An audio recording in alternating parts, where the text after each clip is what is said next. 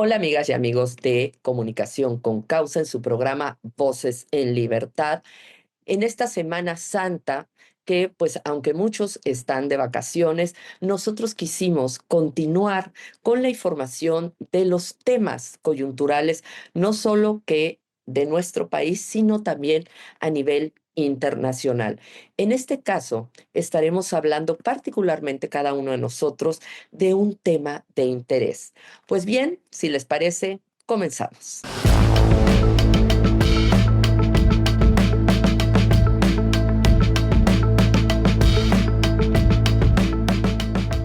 ¿Qué tal amigos? Bienvenidos a Voces en Libertad.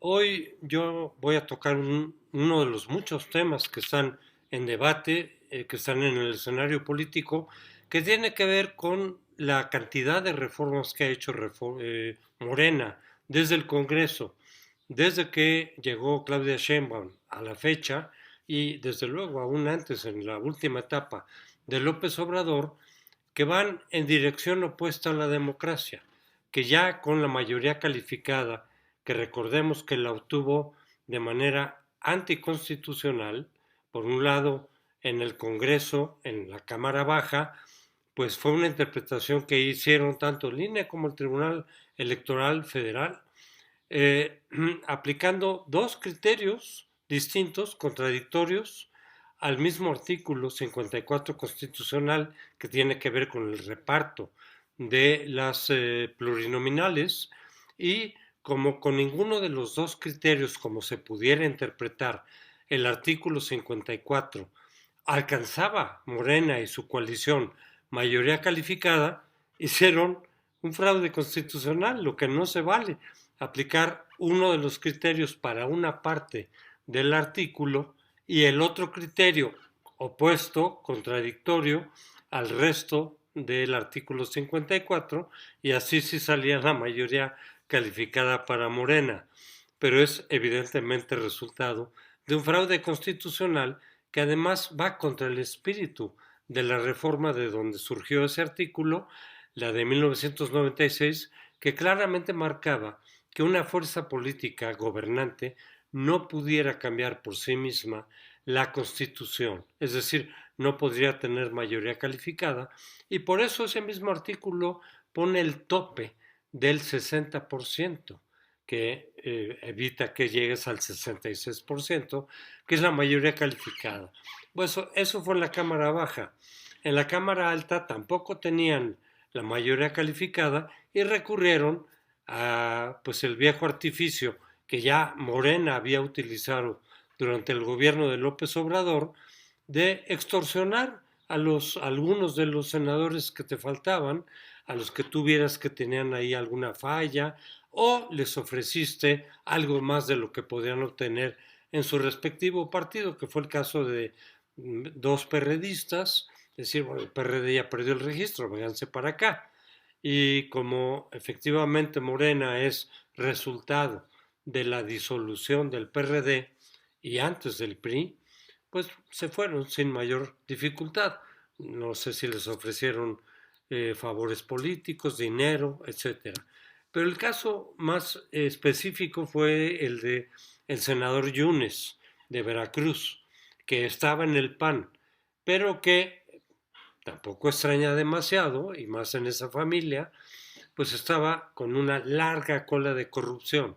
En lugar de combatir la corrupción como lo ofreció López Obrador, lo que hicieron fue amenazarlo, extorsionarlo. Oye, mira, te tenemos aquí tu expediente, está lleno de corruptelas y si no votas como queremos nosotros para la reforma judicial, pues entonces pues te vamos a aplicar la ley.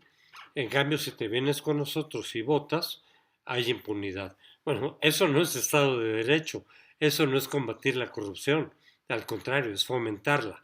Y desde luego Yunes dijo, pues sí, me alineo para que me mantengan mi impunidad y no importa que yo vote en contra de mi partido, en contra de la democracia, pues ya, ni modo, ¿no? Primero lo primero, ni que fuera un demócrata Yunes.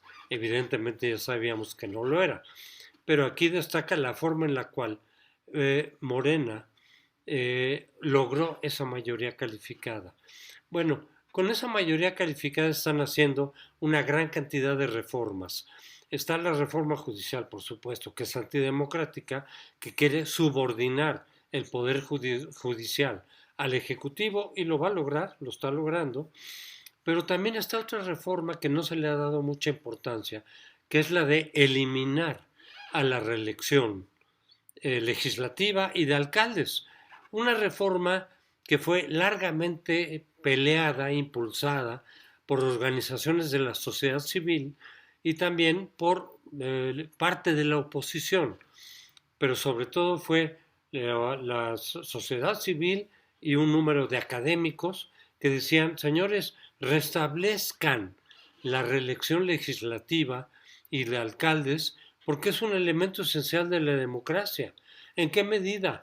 En que si con elecciones limpias, una vez que se fueron logrando y que culminaron con la reforma de 1996, se logró que el voto fuera efectivo, sufragio efectivo, ¿sí? En general, que el voto fuera efectivo para determinar quién ganaba y quién perdía en el Congreso, en las alcaldías, también desde luego para gobernadores y presidente, y eso se demostró en el año 2000, pues que también parte de la democracia es que quienes tú eliges los puedas ratificar en el puesto para los que lo elegiste o lo puedas quitar dependiendo de su desempeño. Entonces ahora esa reforma que se logró en el 2014 finalmente se restauró, ahorita vamos a ese punto, pues ahora le están quitando bajo argumentos democráticos. Por lo pronto lo voy a dejar ahí para que mis compañeros también hablen de otros temas y ahorita regresamos especificando bien en qué consiste esa contrarreforma eh, contra la reelección, que repito, ahorita explicamos más por qué es un elemento democrático y que no tiene fundamento la reforma que está haciendo Morena para eliminar nuevamente la reelección legislativa y de alcaldes.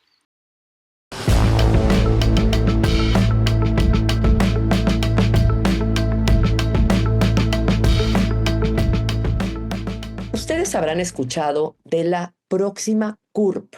Esto se derivó justamente cuando el gobierno, ante el problema tan grave y la crisis tan grave que tenemos en México de las desapariciones, pues posteriormente de todo lo que ocurrió en el Rancho Izaguirre en Teuchitlán, Jalisco, ellos decidieron que había que tomar algún tipo de medida y lo que decidieron fue, pues, imponernos a todos una CURP con foto y datos biométricos. Estos datos biométricos los han querido desde hace mucho tiempo y ahora vamos a ver cuáles pueden ser las consecuencias de que tenga el gobierno nuestros datos biométricos. Es decir, a veces pensamos que podría ser pues nada más nuestra dirección o nuestro nombre. Eso no es un riesgo. El riesgo es que tengan nuestra huella digital, nuestra córnea también, la lectura de nuestra córnea, porque si tú, por ejemplo, tienes, pues, tienes un problema de que te clonaron tu contraseña, pues no pasa nada, la cambias. Pero ¿qué tal si te clonan tu huella digital? Podrían entrar absolutamente a toda tu información, incluyendo tu cuenta bancaria. Pues sí, este es el precio de tu identidad. Son esos datos biométricos que están en la mira del gobierno, pero también de la ciberdelincuencia, ¿sí? Todos esos delincuentes digitales que pudieran estar ahí en la tecnología allá atrás para robarse tus datos biométricos. Peor aún, con un gobierno que en esa reforma que establecieron para obtener nuestros datos biométricos, no establecieron una reforma para bioseguridad. Hemos tenido varios antecedentes que al gobierno le han hackeado sus datos, incluso hace poco a la presidenta le hackearon sus cuentas. ¿Qué garantía nosotros podemos obtener por parte del gobierno al tramitar nuestra CURP y entregar nuestros datos biométricos?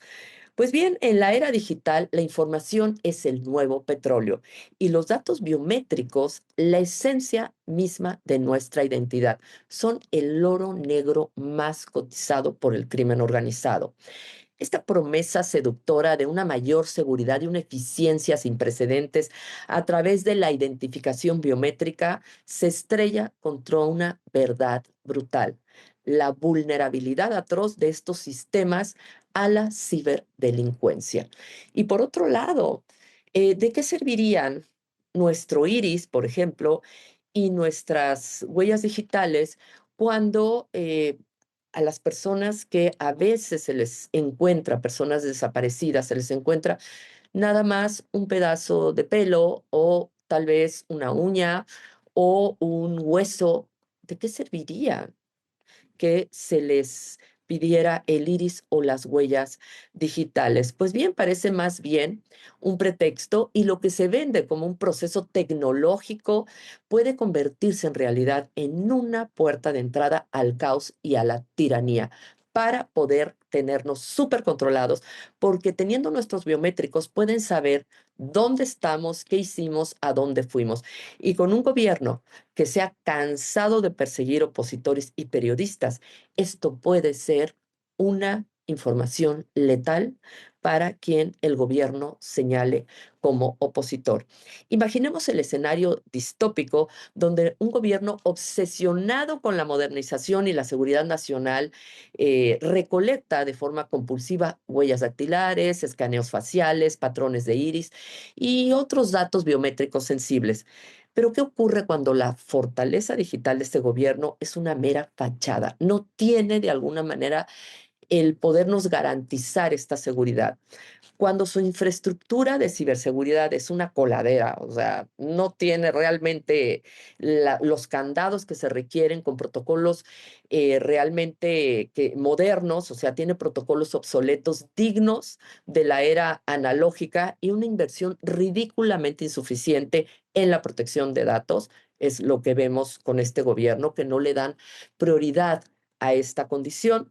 La respuesta es realmente escalofriante. Se crea un paraíso para los ciberdelincuentes, un botín súper jugoso a la espera de ser hackeado. Justamente ya se han encontrado en la Deep Web o en diferentes mercados negros, cibermercados negros, la venta de los padrones del INE y también de nuestros datos biométricos que sí tiene el INE. El INE sí tiene nuestros datos biométricos que puedes encontrar en la credencial del lector, pero estos también han sido hackeados. Un ejemplo tan real como horripilante lo ilustra el texto que tenemos ante nosotros. En los sombríos callejones del mercado negro digital, tu identidad puede valer, imagínense, la miserable suma de 70 pesos. O sea, toda tu seguridad, toda tu vida puede costar 70 pesos. Bots de Telegram como buitres carroñeros ofrecen las credenciales del INE, pasaportes y otros documentos muy sensibles por el precio, digamos que de una taza de café. Pero aún bases de datos completas de ciudadanos mexicanos con sus rostros y huellas se venden como si fueran mercancía en los foros más sórdidos de la ciberdelincuencia rusa. Pero ¿cuáles van a ser las consecuencias? En un momento se los digo.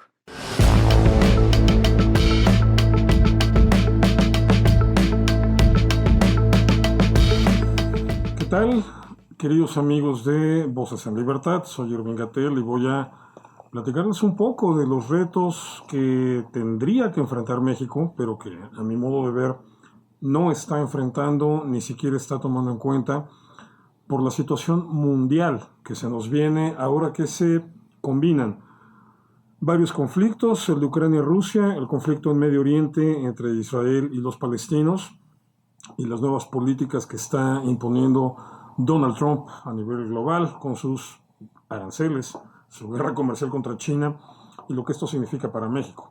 Primero vamos a ponernos en contexto.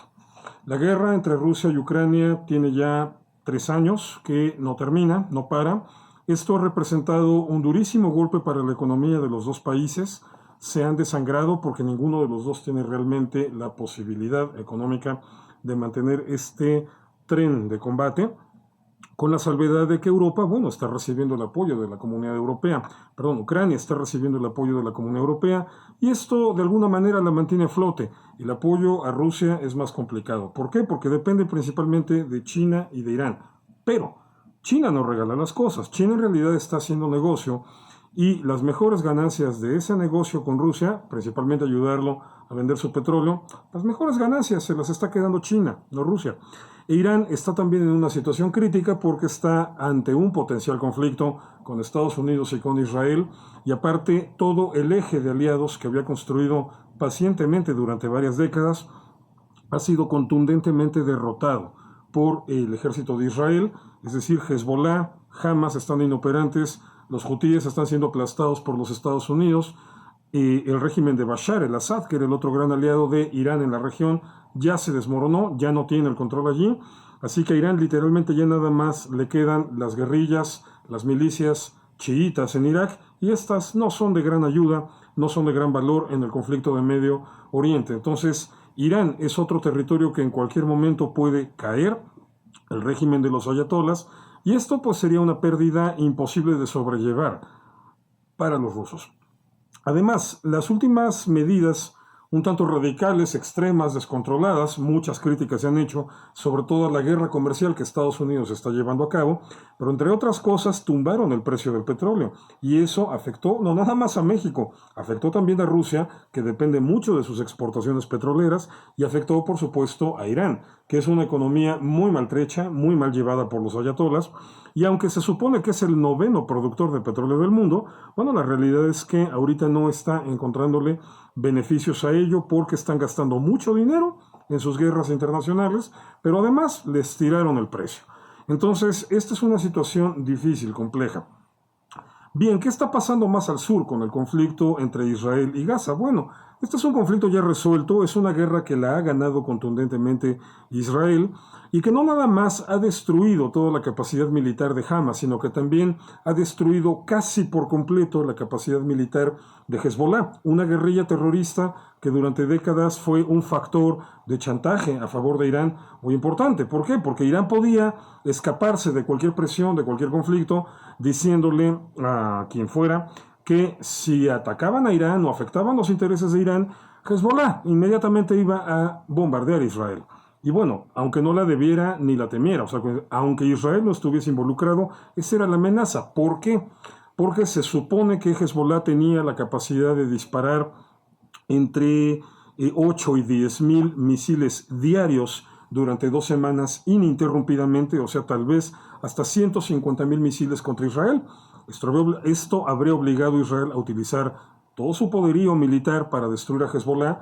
Eso probablemente habría significado, se rumora porque nunca fue un dato confirmado, pero el uso también de armas nucleares, y entonces esto habría provocado una guerra nuclear en Medio Oriente. ¿Por qué? Porque Pakistán, que es una potencia nuclear, inmediatamente habría salido en defensa del Islam, probablemente con este pretexto para bombardear Israel, pero entonces la India, que también es una potencia nuclear y es enemigo de Pakistán, se habría involucrado en el conflicto, porque la India e Israel son aliados, tanto en lo comercial como en lo tecnológico como en lo militar, y entonces esto probablemente habría detonado un conflicto nuclear también entre la India y Pakistán.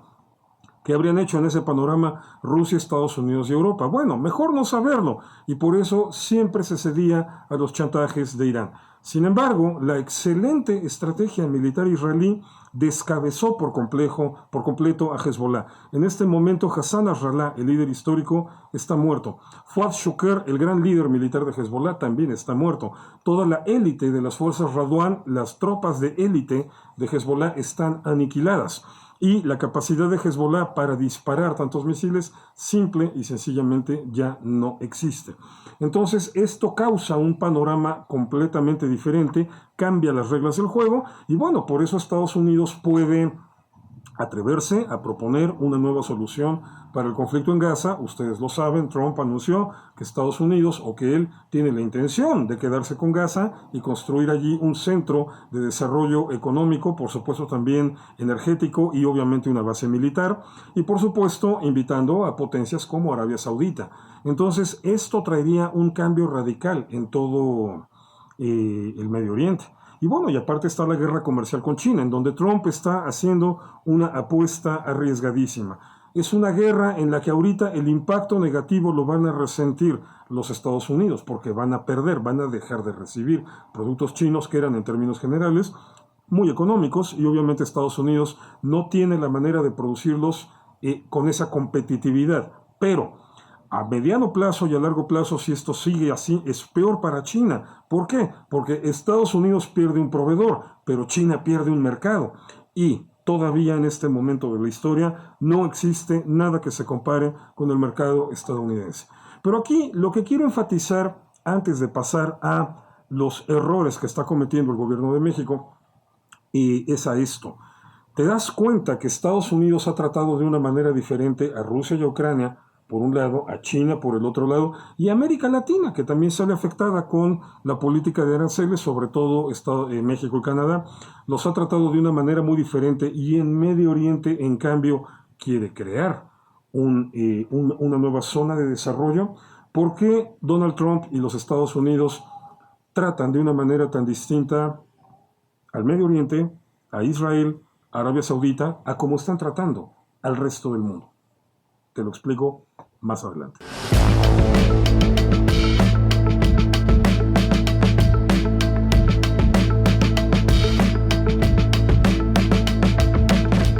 Hola, muy buenas noches. Pues con este formato de vacaciones, quiero volver a tocar un tema del que hemos estado hablando casi todos los programas, y es la reforma al Poder Judicial. Pero vamos a hacer un repaso de lo que ha sucedido. Para ello, voy a hacer un poquito de historia para que entendamos en qué estamos parados, porque las noticias son tan fuertes cada día que se nos olvida cómo se ha ido dando este proceso. Estoy ronca todavía, pero bueno, hago mi mejor esfuerzo. Decía Montesquieu, para que no se pueda abusar del poder, es preciso que el poder detenga al poder. Pareciera un contrasentido, cómo el poder va a detener al poder. Bueno, recordemos, hagamos un poquito de historia, de memoria, que nuestro país tiene o tenía 3 poderes: el ejecutivo, el legislativo y el judicial. ¿Qué sucede? ¿Para qué son 3? Son funciones de gobierno. Es la función de gobernar, es la función de juzgar y es la función de hacer las leyes, o sea, de legislar.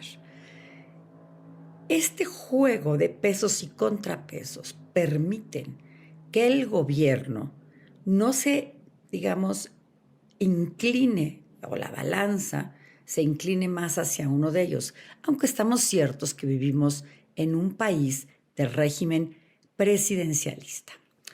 Entonces, cuando uno de los gobiernos, de los poderes se ha excedido, los otros hacen contrapeso.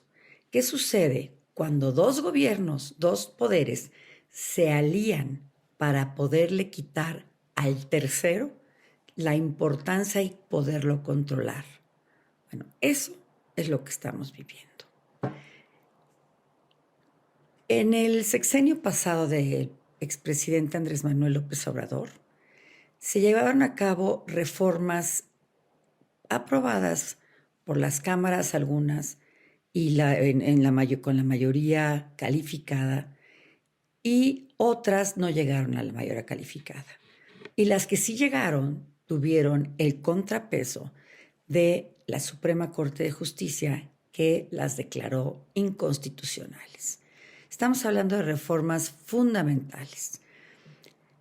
¿Qué sucede cuando este contrapeso impide que se lleven a cabo este tipo de normas que van a generar que vayan en contra de los derechos humanos que ya hemos ido ganando a lo largo de los años. Pues lo que sucede es que se va a tratar de desaparecer a este poder que tanto nos estorba, poder judicial, y lo vamos a controlar a través de los otros dos poderes. Estamos ciertos que había necesidad de hacer una reforma al Poder Judicial, pero no la aniquilación. En ningún país del mundo se elige a toda la judicatura por voto popular. Algunos países eligen, como Estados Unidos, algunos jueces, pero son temas muy específicos y siempre hay un jurado. Pero fíjense bien, el Poder Judicial se va a cambiar totalmente en este periodo de 2 años, en el 25 y en el 27. Solamente Bolivia tiene la elección de los jueces de última instancia, lo que podríamos hablar ahorita como la Suprema Corte de Justicia, pero ha sido un fracaso rotundo y lo que ha pasado es que están buscando la manera de revertir el sistema. Ahora bien, cada poder hizo una propuesta de candidatos. Obviamente los del Poder Judicial, cuando vienen amparos que hacen que se suspenda todo el proceso, genera la decisión del Comité de Elecciones del Poder Judicial de no hacerlo hasta que se levante la suspensión para no actuar en contra de la ley, en contra de una suspensión judicial. No obstante, los otros dos poderes sí lo hicieron. Y resulta, lo que es muy grave, es que sustituyeron sin ninguna facultad legal al Poder Judicial, designaron ellos y decidieron por tómbola quiénes quedaban y quiénes no, causando la gran humillación de los miembros del Poder Judicial. Ahora bien, este triángulo del equilibrio perfecto se está rompiendo y las reformas a estas leyes están muy llenas de inconsistencias, de problemas que no van a permitir que la elección que estamos cerca de tener el 2 de junio sea una elección razonable, digamos, ordenada.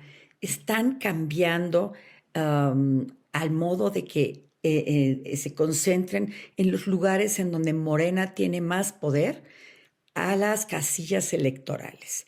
No tienen gente en las casillas. La verdad es que la ciudadanía se ha negado a darle sustento a esta tramposísima reforma. No olvidemos que la mayoría calificada para que la reforma pudiera pasar por las cámaras fue hecha a base de trampas y de comprar votos. 2 del PRD, 2 del PAN y un ministro de la Suprema Corte, además de las 3 ministras que ya sabemos que están completamente del lado del oficialismo. Esta reforma y esta compra de votos no son un buen precedente como para que pensemos que va a ser un éxito la elección de los miembros del Poder Judicial. Y cuentan, además, con 2 instituciones que son las que rigen a todas las elecciones. El INE, completamente entregado al oficialismo, y el Tribunal Federal Electoral, la Sala Superior, que está completamente entregada. ¿Cómo vamos a pensar que tener en confianza en estos poderes que están manipulando a la gente y haciéndoles creer que una reforma democrática es lo mejor que nos puede pasar? Perdón, una elección democrática es lo mejor que nos puede pasar. No es cierto, señores. A los jueces se les elige por su experiencia, por sus estudios y por su comportamiento en la llamada carrera judicial. Tienen que irse examinando de manera periódica y si tienen quejas en la judicatura, no podrán pasar al siguiente e incluso podrán ser destituidos. Hoy en día eso da igual. Una buena cantidad de candidatos han tenido quejas, han sido abogados del crimen organizado, pertenecen a la Iglesia de la Luz del Mundo, cuyo líder está encarcelado por violencia en contra de menores y una serie de crímenes muy impresionantes. Y además que se eliminó a todos aquellos que pudieran darnos una certeza jurídica. ¿Qué hacer las próximas elecciones del 2 de junio? En unos minutos les voy a dar mi punto de vista para ver si ustedes lo comparten. Muchas gracias.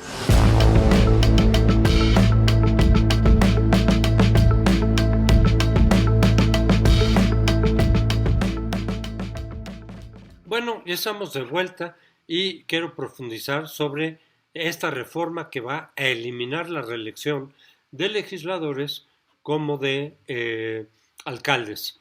¿Qué dicen los morenistas? ¿Cuáles son sus argumentos para eliminar un punto que es esencialmente básico en la democracia? Ya expliqué por qué. Porque es el ciudadano el que puede decidir si un diputado que tú elegiste de un partido cumplió satisfactoriamente con su función de impulsar el programa que ofrecía, el programa del partido por el cual votaste, o se fue por otro lado, o se vendió, por ejemplo, a la oposición, a otro partido, y entonces los ciudadanos que lo eligieron pueden decidir quitarlo, que no se reelija, que no haga una carrera parlamentaria, que es importante en las democracias porque eso le va dando, como debe ser en otros cargos, experiencia, mayor conocimiento, pero la reelección de los ciudadanos permite que estos sean tomados en cuenta en las decisiones que tome el legislador que su electorado eligió. Bueno, debo decir que la reelección, como se estableció en el 2014, no cumplió cabalmente los requisitos de la reelección para que funcione. Los partidos hicieron, para variar, una trampa, una letra chiquita, que en realidad invalidaba el ejercicio de la reelección. Quedaba solamente como formato, con la posibilidad de que algunos legisladores se reeligieran y otros no, pero no a partir de la voluntad de los ciudadanos, sino a partir de la voluntad de los partidos.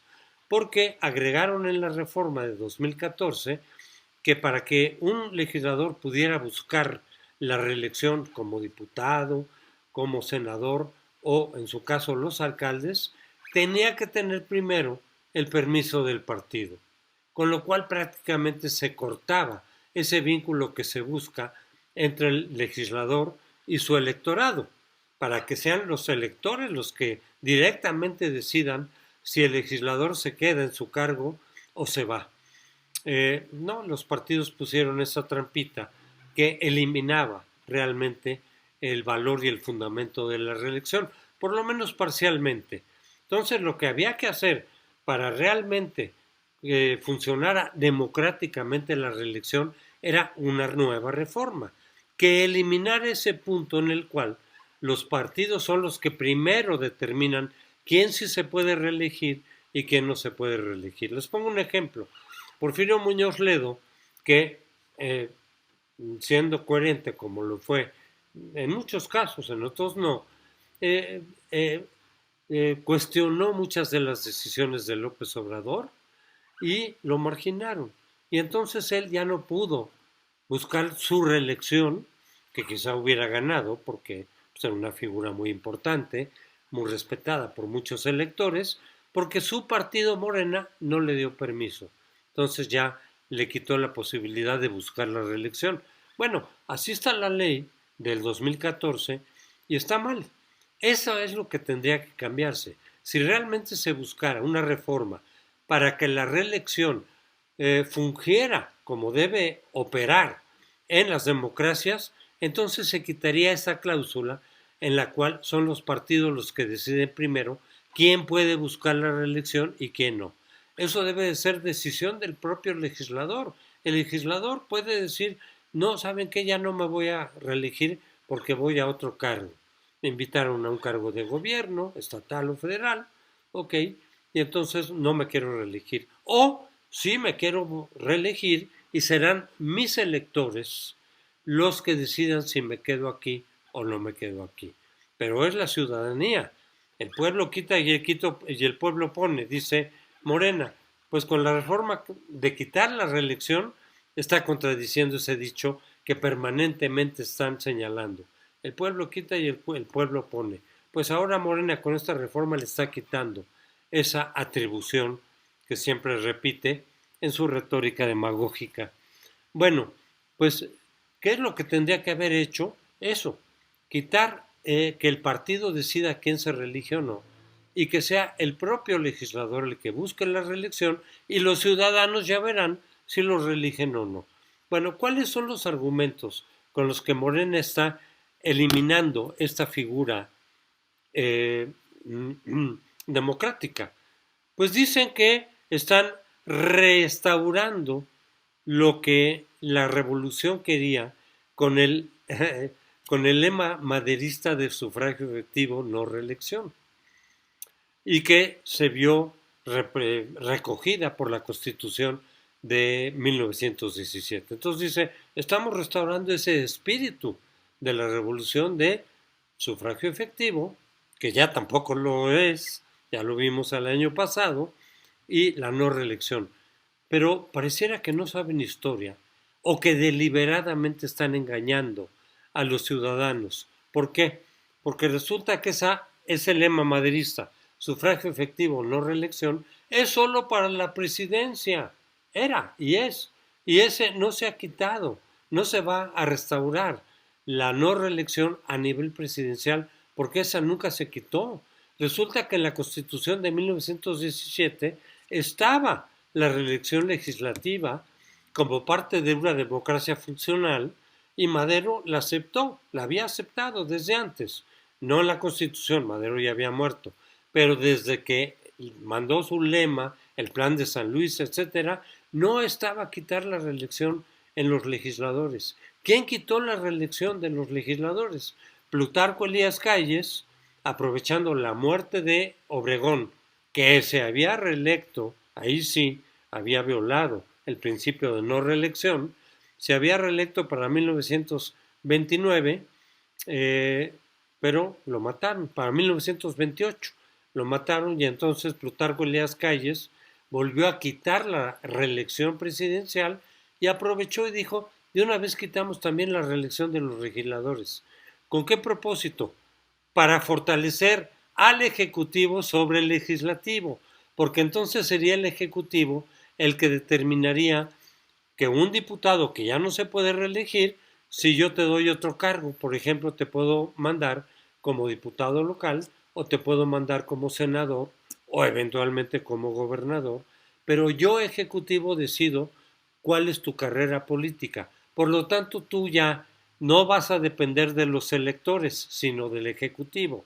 Y por lo tanto, en el Congreso vas a obedecer lo que el ejecutivo diga y no lo que tú le prometiste a tus electores, porque ellos ya no van a definir si tú continúas con tu carrera política o no, sino que va a ser el Ejecutivo a través del partido oficial, lo que fue el PRI, aunque en ese momento tenía otro nombre.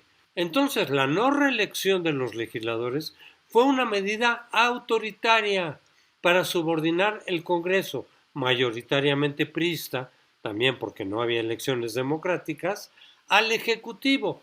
Eso es lo que está haciendo Morena otra vez. Ahora está recogiendo los argumentos que presenta como democráticos, pero son exactamente lo contrario, para subordinar el poder legislativo, no solo a sus miembros de Morena, que ya están totalmente subordinados al Ejecutivo, o al jefe máximo, que es López Obrador, pues es otro asunto, pero quedaría como una subordinación, una nueva subordinación del Congreso al Ejecutivo. Y eso es lo que está repitiendo Morena con la reelección. Nada tiene que ver con Madero ni con la Constitución del 17, sino con la medida que tomó Plutarco Elías Calles en 1933 para subordinar el Congreso al Poder Ejecutivo, cosa que distinguió el autoritarismo priista y que está reproduciendo ahora Morena. Pues ahí le dejamos. Muchas gracias. Nos vemos la próxima semana. Ahora sí, otra vez en la mesa con los colegas. Que les vaya bien. Disfruten su fin de Semana Santa. Hasta luego.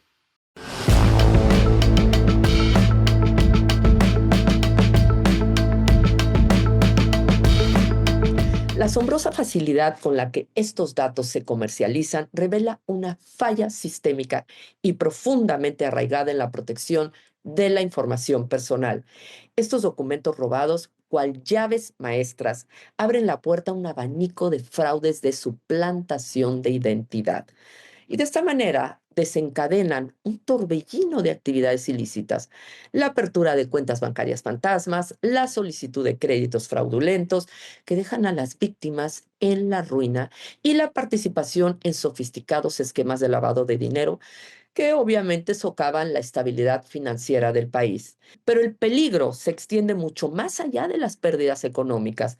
La posesión de datos biométricos permite a los delincuentes crear identidades falsas a escala industrial, lo que dificulta la identificación y persecución de criminales, permitiéndoles operar en la impunidad.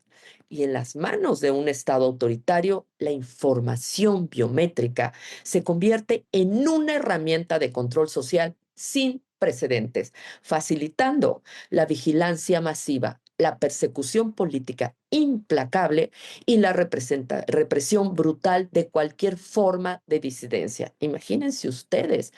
Y es por eso que podemos imaginarnos un futuro donde cada movimiento, cada expresión y cada pensamiento sean rastreados y analizados por un gran hermano digital. O sea, olvídense de una mañanera donde expongan a los opositores. No, no, no. Esto ya va a otro nivel. La única forma de evitar este sombrío destino es fortalecer de forma drástica y urgente la ciberseguridad.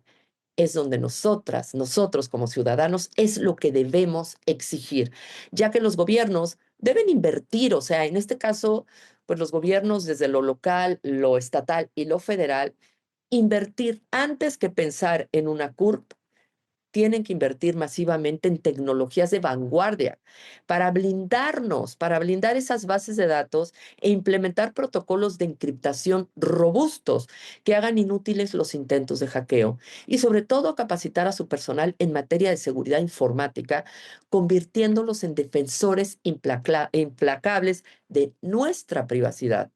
Además, es imperativo establecer leyes muy claras y estrictas sobre la protección de datos personales con sanciones mega ejemplares y sobre todo que disuadan para quienes las violen, demostrando que la privacidad no solo no es un lujo, sino es un derecho fundamental que debe ser defendido con uñas y dientes por parte del gobierno cuando le estamos cediendo prácticamente nuestro mayor tesoro.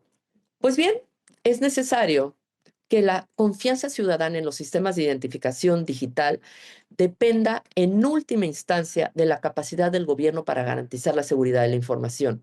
Si no se toman las medidas urgentes para proteger los datos biométricos, el precio de la conveniencia y la eficiencia podría ser la pérdida de nuestra identidad, la erosión de nuestras libertades fundamentales y la entrega de nuestro futuro a las garras de la ciberdelincuencia y la tiranía digital.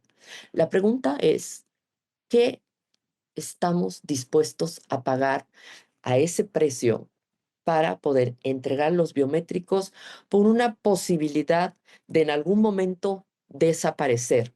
¿No sería mejor que se tomen otro tipo de materiales como podría ser un mechón de pelo o podrían ser otro tipo de cuestiones para que en caso de que desaparezcamos pudieran utilizar ese ADN en lugar de exponernos a perder nuestra identidad?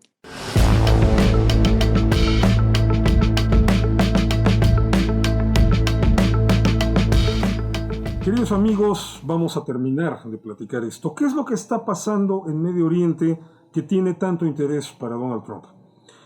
Desde hace tiempo que el mundo se está acomodando, tiende a acomodarse en regiones de colaboración económica. Por ejemplo, el TEMEC, el Tratado de Libre Comercio entre México, Estados Unidos y Canadá, es una de tantas. El primer modelo lo tuvimos en la Comunidad Europea, que bueno, ya tiene antecedentes desde los años 50, vino evolucionando. Se logró poner, por ejemplo, la unificación monetaria por medio del euro. Se intentó una unificación política más ambiciosa por medio de un parlamento continental. No funcionó del todo. Pero bueno, Europa fue, digamos, la que abrió camino en la integración de regiones económicas. Desde entonces, diferentes lugares del mundo empiezan a ampliar su colaboración en políticas, sobre todo de economía, de importaciones, exportaciones, etcétera, pues para de esa manera enfrentar con aliados importantes, y los retos globales que significa toda esta cuestión del comercio, sobre todo en una época en donde el Internet y la comunicación en tiempo real ya nos invadieron, nos inundaron. Bien, lo que Trump está consciente es que conforme evolucione el conflicto en Medio Oriente, ya cayó Hamas, ya cayó Hezbollah, ya cayó Al-Assad, van a caer los hutíes y muy probablemente en el corto o mediano plazo también haya un cambio de régimen en Irán. Los ayatolás están completamente desgastados. La sociedad iraní está harta de ellos porque han sido un régimen ineficiente en lo económico. Irán es el 9º productor de petróleo del mundo y sin embargo en Irán hay crisis de combustible. La gente no tiene combustible y no se diga la crisis de agua y bueno, la crisis económica. Desde el año 2019, la inflación en Irán viene creciendo desde el 36% anual hasta el 48% anual en 2023. Es decir, una situación que no se resuelve e injustificada, porque Irán es un país riquísimo, simplemente está mal gobernado. Entonces, ante la eventual caída del régimen iraní, lo que se espera es, en algún momento dado, tal vez más bien inminente, tal vez podría ser incluso antes, la firma de un tratado de paz entre Israel y Arabia Saudita. Es decir, que Arabia Saudita se integre a esto que se ha llamado los Acuerdos de Abraham y que ya involucra a Israel con otras monarquías sunitas, como los Emiratos Árabes, como Omán, como Bahrein, como Marruecos. Una vez que Arabia Saudita se integre a esto, se sientan las bases para la creación de una nueva región económica similar a la Comunidad Europea, que en este caso estaría liderada por Israel, por Arabia Saudita y por los Emiratos Árabes Unidos. Estamos hablando de todo el dinero árabe, que es una región que van a seguir siendo riquísimos durante todo el siglo XXI por la renta petrolera. Petróleo es un negocio que ya va de salida, pero todavía le queda mucha cuerda. Entonces, durante todo el siglo XXI, estos países van a seguir siendo riquísimos. Pero estamos en un siglo donde ya no nada más se necesita dinero, se necesita innovación tecnológica por todos los retos que se vienen, por ejemplo, con el cambio climático. E Israel es uno de los países más destacados a nivel mundial en la innovación tecnológica. Entonces, esa combinación es potencialmente toda una bomba de éxito económico que va a traer muchísima riqueza a esa región. La va a convertir en un centro de negocios, en un centro comercial importantísimo, probablemente a la par y en una de esas hasta por encima de la Unión Europea, de la Comunidad Europea. Bien, por eso Trump quiere estar ahí. Por eso Trump quiere Gaza para los Estados Unidos, porque no nada más le basta con ser aliado, ser cómplice, ser socio de ese nuevo polo de expansión económica, sino también ser parte misma de estar ahí enquistado, haciendo los negocios en tiempo real y directamente. Pues obviamente en ese contexto Europa va a querer hacer negocios ahí, Rusia va a querer hacer negocios ahí, China va a querer hacer negocios ahí.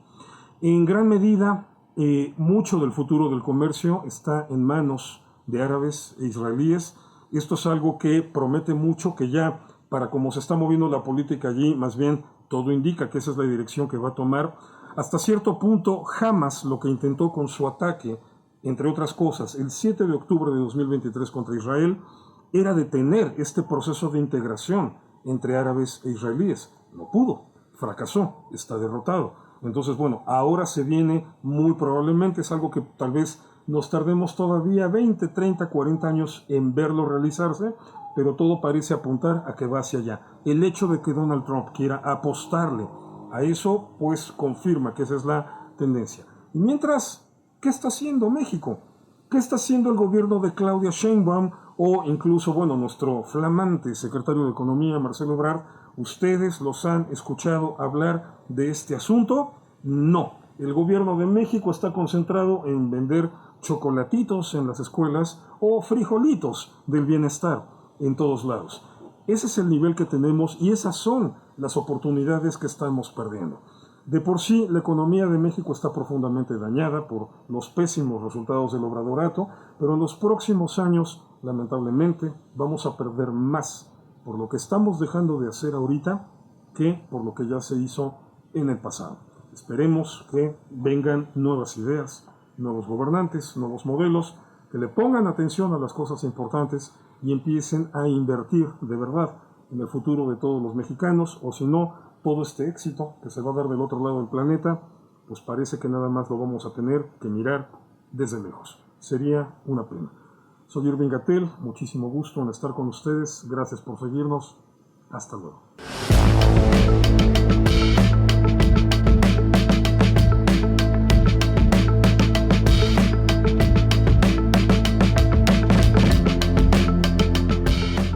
¿Cuántos jueces, magistrados y ministros hay en el Poder Judicial? Alrededor de 1,600 jueces, todos del nivel federal, además los de nivel local. ¿Tendría que haber elecciones extraordinarias cuando un juez fallezca, renuncie o sea suspendido? La verdad es que no puede ser, no es funcional. Necesitamos adoptar las mejores prácticas internacionales en la materia. No podemos dejar la importantísima labor jurisdiccional a ocurrencias, a trampas e improvisaciones, como se ha hecho. Volteemos a ver la forma en que eligen, por ejemplo, al Tribunal Constitucional alemán o del Tribunal Constitucional colombiano o el español, por poner 3 ejemplos. Cualquiera de ellos. Y simplemente imitar lo que ya está probado. El principal nudo de México, y lo hemos dicho hasta el cansancio, no es en el Poder Judicial. Sí hay corrupción, en todos, en México mucha, pero no es aniquilando.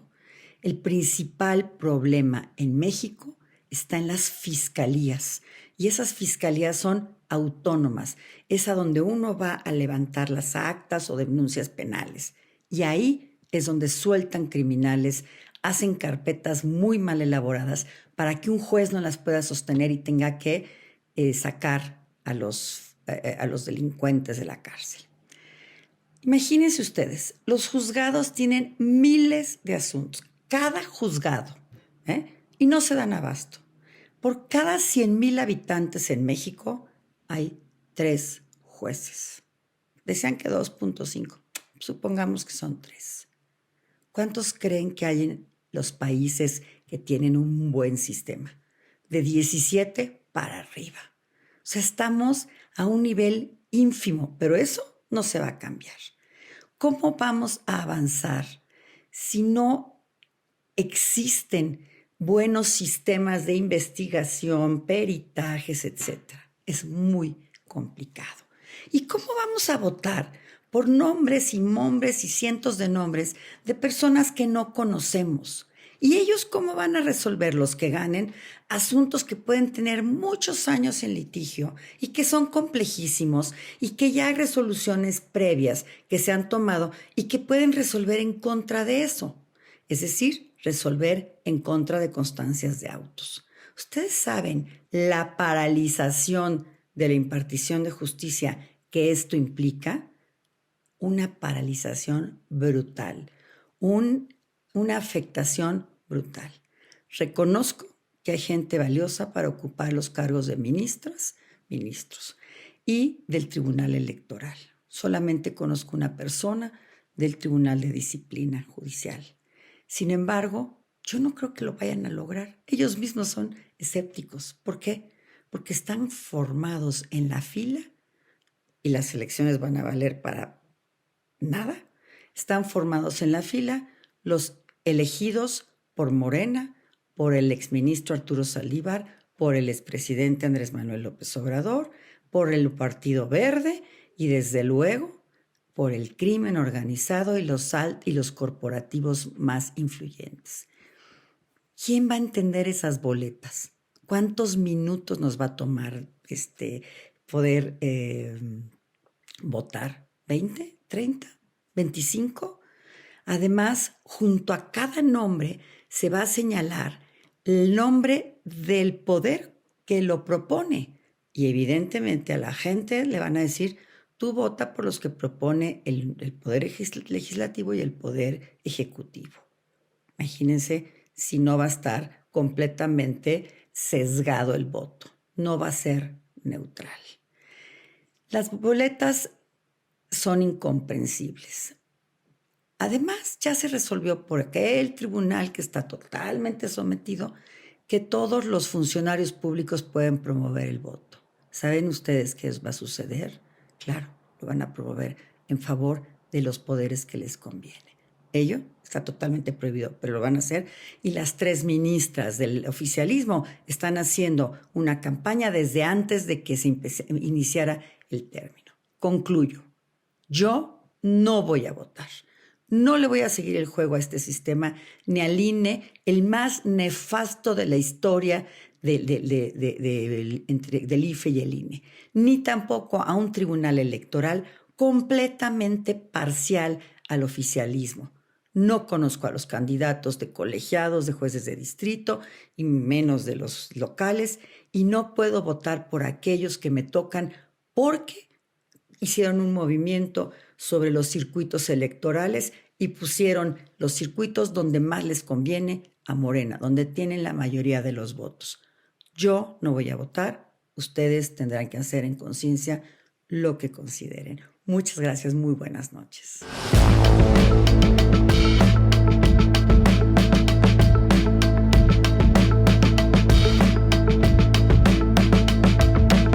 Pues esperamos que todos estos temas hayan sido de su interés. No quisimos no estar presentes en Semana Santa y hacer un poco más profundo el análisis de estos temas de interés. Les deseamos una muy linda noche. Gracias por acompañarnos, pero antes de irse, si les gustó esta información, por favor, dennos un like, suscríbanse a nuestro canal y compartan la información. Muchísimas gracias.